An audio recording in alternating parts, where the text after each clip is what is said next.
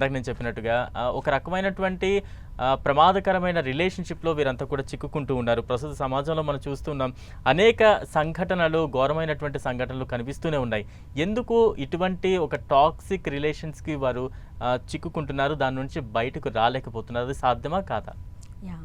మీరు చెప్పినట్టుగా అండి టాక్సిక్ రిలేషన్‌షిప్స్ ఏవైతే ఉన్నాయో వాటి నుంచి బయటికి రావడం సాధ్యమేనండి. కానీ వాళ్ళు బయటికి ఎలా రావాలన్నది తెలీదు. ఓకే. తెలియని వాళ్ళు ఇబ్బంది పడుతున్నారు. బయటికి రావడం ఎలాగో తెలిసిన వాళ్ళు బయటికి రాగలుగుతున్నారు. సో ఫస్ట్ ఏమవుతుందంటే టాక్సిక్ రిలేషన్‌షిప్‌లో ఫస్ట్ వాళ్ళు టాక్సిక్ రిలేషన్‌షిప్ అని మొదలు పెట్టరు. Okay. Over a period of time అది తెలుస్తుంది. ఓకే, సంథింగ్ మనము టాక్సిక్ రిలేషన్‌షిప్‌లో ఉన్నాం. దేర్ ఆర్ సమ్ పీపుల్ నేను చూసిన క్లయింట్స్‌లో అండి అసలు వాళ్ళు టాక్సిక్ రిలేషన్‌షిప్‌లో ఉన్న అవేర్‌నెస్ కూడా ఉండదు. అచ్చా. అంటే కంప్లీట్‌గా ఇట్స్ ఏ జనరల్ బిహేవియర్. ఈరోజు మారుతారు, రేపు మారుతారు, ఎల్లుండి మారుతారు. లేదా వీళ్ళు సైకలాజికల్లీ ట్యూనప్ అయ్యి ఉండడమో, ఎప్పుడో లైఫే మొత్తం పోయిన తర్వాత, ఓకే. కొన్నిసార్లు లైఫ్ పోయిన తర్వాత కూడా అర్థం కాని వాళ్ళు ఉంటారు. ఓకే. అలాంటి టాక్సిక్ రిలేషన్షిప్స్ ఉంటాయి. సో బేసిక్గా ఏంటంటే అసలు ఏది టాక్సిక్ రిలేషన్షిప్, ఎదురుంగా పర్సన్ ఒక ఇబ్బంది పెడుతున్నారు, బాధ పెడుతున్నారు, ఎంతవరకు తీసుకోవాలి, దేన్ని లిమిటేషన్ అంటారు. సో దేన్ని బియాండ్ దట్ వెళ్ళిపోతున్నామని ఈ పారామీటర్స్ ఉంటాయి చూడండి, అది కూడా చాలామందికి అవగాహన లేదు.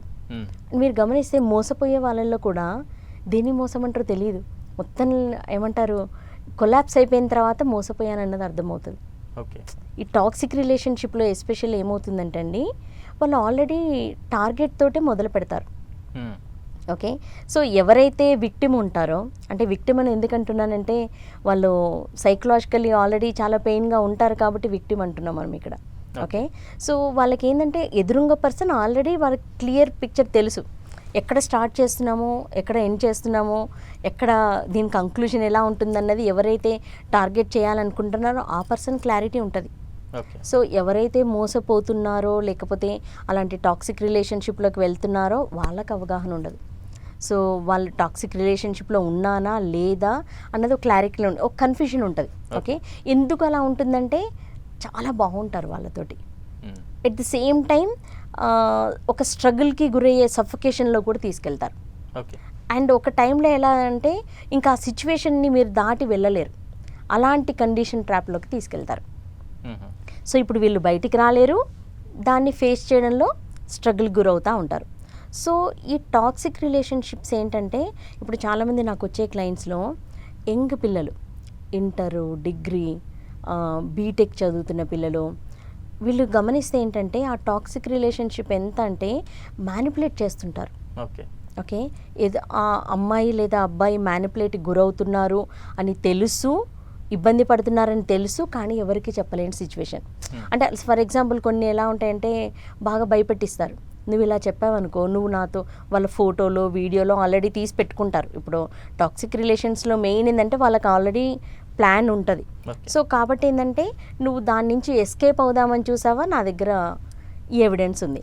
సో నేను ఇప్పుడు దీన్ని సోషల్ మీడియాలో పెడతాను, లేదంటే మీ పేరెంట్స్ చెప్తాను, లేదంటే మీ పేరెంట్స్ని చంపేస్తాను, లేదంటే సంథింగ్ ఫర్ ఎగ్జాంపుల్ చెప్తున్నాను.